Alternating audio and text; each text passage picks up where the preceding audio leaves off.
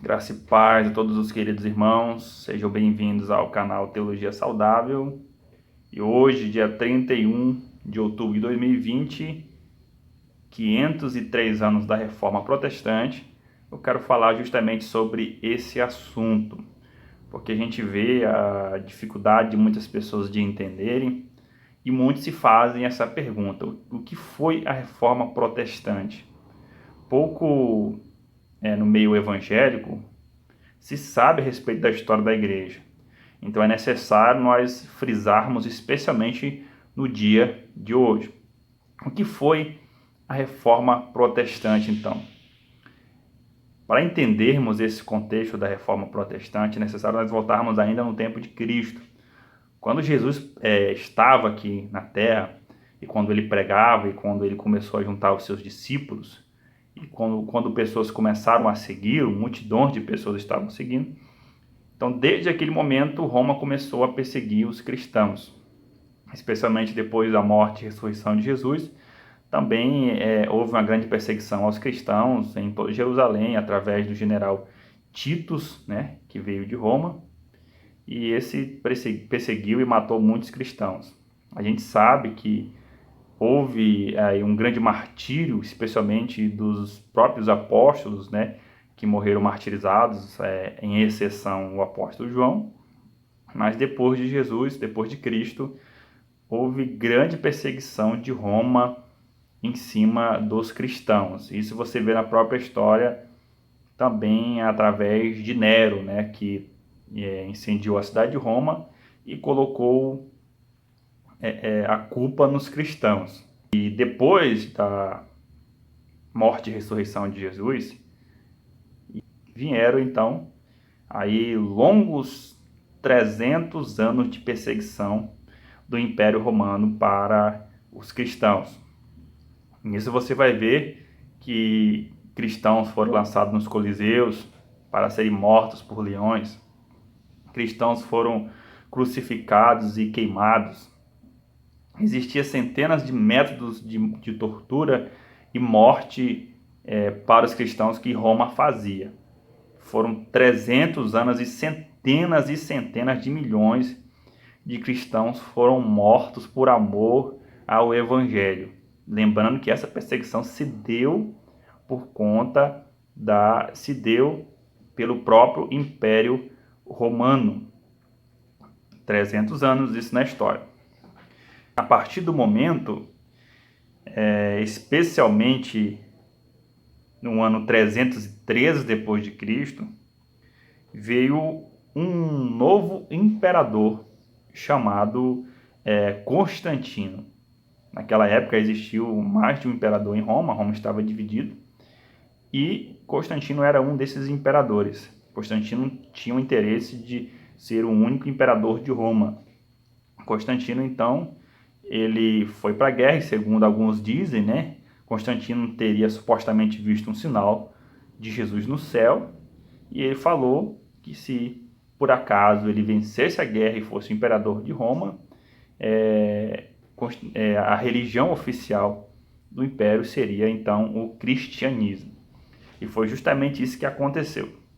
Depois de vencer a batalha, então Constantino disse: agora nós vamos servir ao Jesus dos cristãos, e todo o império será um império cristão. Foi então que Constantino fez um edito também chamado de Edito de Milão, que era uma lei que dava liberdade religiosa em Roma, né? Não era mais obrigatório servir aos deuses romanos. Agora existia esse edito que dava liberdade religiosa. Com o edito terminou então as perseguições religiosas à igreja, e a igreja e o Estado passaram a andar juntos, né? A igreja e o Estado, a igreja e o império passaram a ser um só. Quando acontece essa junção de igreja e Estado, e que todo o império agora é um império cristão, é necessário você entender isso. Por quê? Porque o império que perseguiu os cristãos, o império que matou centenas de cristãos por 300 anos, agora virou o Império Cristão. Quando há-se essa junção de Roma com a igreja, há também o chamado sincretismo religioso, ou ecumenismo, né? Há-se uma mistura de religiões dentro da igreja, uma brecha para adentrar em novas doutrinas que não existiam na prática da igreja primitiva. Essas novas doutrinas da igreja romana seriam justamente o papado, né? Vieram os papas, o cargo de sacerdote, que é no caso os padres, os sacramentos que eram obrigatórios também. E veio também a questão da Maria, né? De uma devoção a mais a Maria, com a mulher santíssima, a mulher que intercede. E veio também a questão dos santos. Então, quando há essa junção entre igreja e Estado, há também todas essas coisas que foram incluídas no Evangelho. Então, nasceu aqui a chamada Igreja Romana, a Igreja Católica. Muitos podem discordar desse ponto, mas se você ler toda a história, você vai ver que a Igreja Católica, a Igreja Romana, nasce justamente nesse ponto em que Constantino ele faz essa junção de igreja e Estado. E alguns até dizem que Constantino nunca foi um cristão de verdade, porque esse só se batizou no seu leito de morte, né? Próximo à sua morte. Então a igreja agora romana estava dominando por mais de 1000 anos, e eles juntaram diversos tipos de doutrinas contrárias à palavra de Deus. E não existia mais aquela chamada igreja perseguida, não existia mais chamada aquela igreja primitiva. Era necessário que acontecesse uma reforma. O que significa esse termo reforma? Significa uma mudança.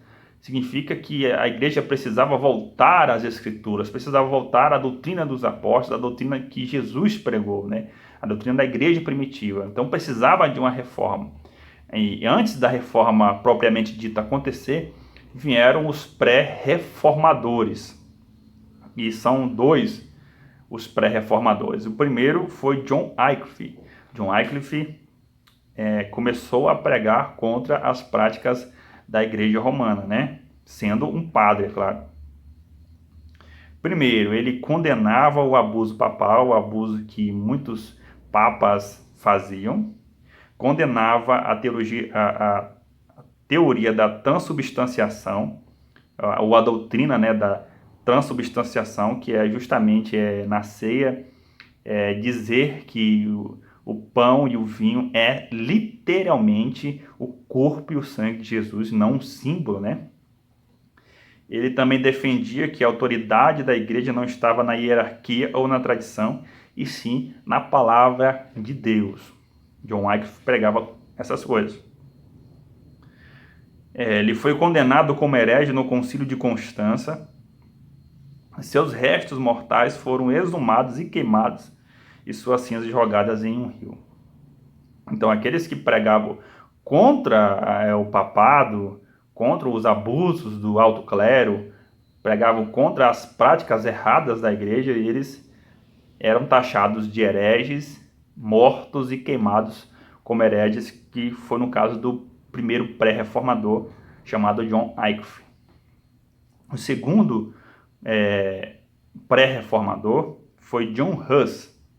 John Huss pregava contra os abusos da igreja, né, porque este também teve acesso ao material deixado por John Wycliffe.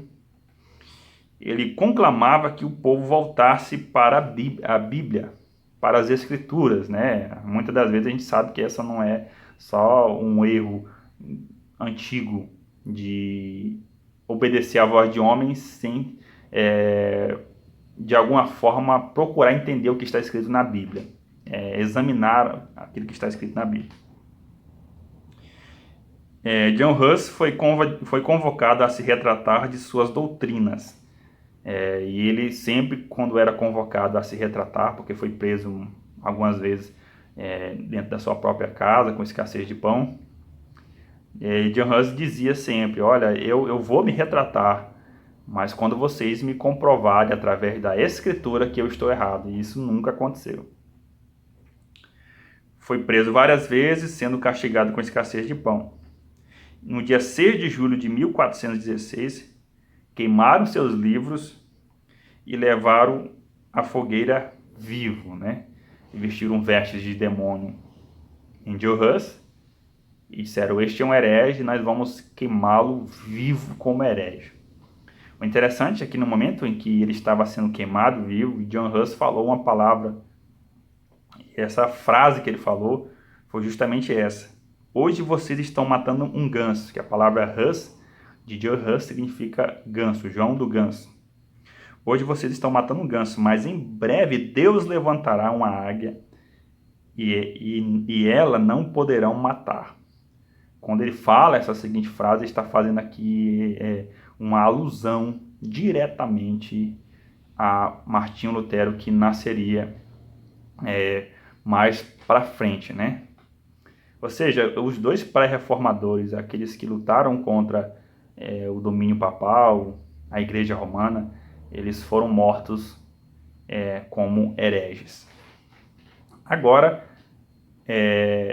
para começar a falar sobre a reforma protestante, é necessário nós citarmos aqui aquele que John Huss citou, né, antes que mesmo tivesse nascido, que é Martinho Lutero. Martinho Lutero é a peça central, é a peça-chave aqui da reforma protestante. Primeiro, quero falar um pouco sobre ele, não me atentando à sua totalidade da sua biografia, mas só alguns pontos principais para podermos entender a história de Lutero. Lutero era um monge católico, né? Teólogo e professor de teologia. Lutero começou a observar alguns erros da igreja, né? A gente sabe que no decorrer da história, quando Lutero começou a ler Romanos 9, começou a ver que a salvação vem somente pela graça, não por obras, toda a sua teologia ela começa a mudar, todo o seu comportamento começa a mudar e também a forma com que ele pregava começa a mudar. E dentro desse contexto, ele começou a observar alguns erros da igreja naquela época. Dentre esses erros estão a venda de cargos eclesiásticos, isso acontecia bastante, né? O comércio de artigos religiosos, relíquias, ou seja, a exemplo, né, pedaços da lasca da cruz que eram vendidos, o santo sudário e outras coisas, e naquela época até tinha também, né, segundo eles, a cabeça de João Batista, em que as pessoas estavam ali para orar, para rezar diante da cabeça de João Batista, que também era uma relíquia.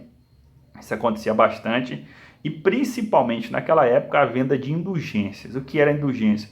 A indulgência era justamente a venda de perdão de pecados. A exemplo, se você tivesse um parente, um avô seu que morreu, você ia até ali os padres que estavam vendendo e você pagava uma certa quantidade de dinheiro e automaticamente o seu avô, o seu parente que estava no purgatório já era levado para os céus, ele era perdoado através daquele seu dinheiro. A prática da indulgência era uma prática comum que Lutero achava que era uma prática abusiva. Ele pregava também contra o mau comportamento do alto clero naquela época.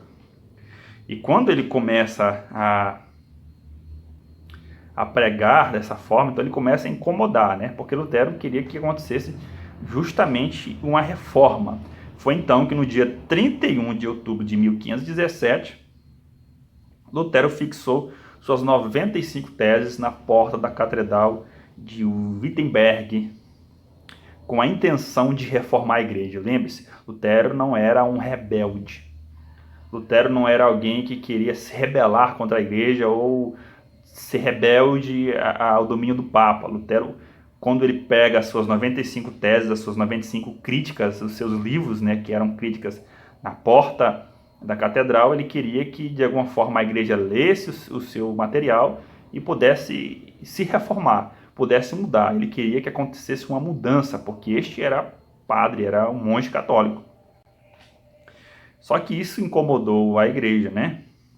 Ele foi excomungado e expulso pelo Papa Leão X, e o principal que fez que ele permanecesse e não fosse morto como os demais foram, foi a proteção do príncipe da Saxônia, Federico. Este protegeu Lutero, claro que com a proteção de Deus, né? Assim, nasceu a chamada Reforma Protestante, né? Assim nasceu aquele grupo que saiu das práticas erradas da Igreja Romana e veio então a Reforma Protestante. Vieram os evangélicos, vieram os cristãos protestantes, que somos nós. E a reforma, para nós encerrarmos, ela teve 5 pilares, aqueles definidos por Lutero e os outros reformadores que vieram depois dele, né? A primeiro é sola escritura, ou seja, somente a Bíblia, nada mais do que a Bíblia. Tudo que nós formos falar, fazer, não pode ser de interpretação pessoal, tem que ser conforme a Escritura, sola escritura. Segundo, solos Cristo, somente Cristo. Ele é o cabeça, ele é o único, não há outro meio, não há outro intercessor, não há outro mediador, somente Cristo. Terceiro, sola gratia, somente pela graça nós somos salvos, porque esse pregava bastante que para se obter salvação também era necessário ter obras, e aí Lutero dizia, não, conforme diz Romanos, é claro, através de Paulo, somente pela graça de Deus nós somos salvos, sola gratia. Quarto, sola fide, somente a fé. Somente a fé, não há outro meio, outro método, somente a fé. E por último, soli deo glória, somente a Deus toda glória. A nenhum santo, a Maria, a nenhum outro intermediário, somente a Deus a glória. A glória não é para o pregador, a glória não é para o homem que é eloquente em suas palavras, para o homem que é um bom influenciador, não, somente a Deus toda a glória. Então foi dentro desse contexto que nasceu a Reforma Protestante. Espero que você tenha compreendido, e se por acaso ainda restar alguma dúvida a respeito desse assunto, deixe nos comentários aqui, que nós posteriormente estaremos respondendo. Que Deus em Cristo te abençoe e feliz dia da Reforma Protestante.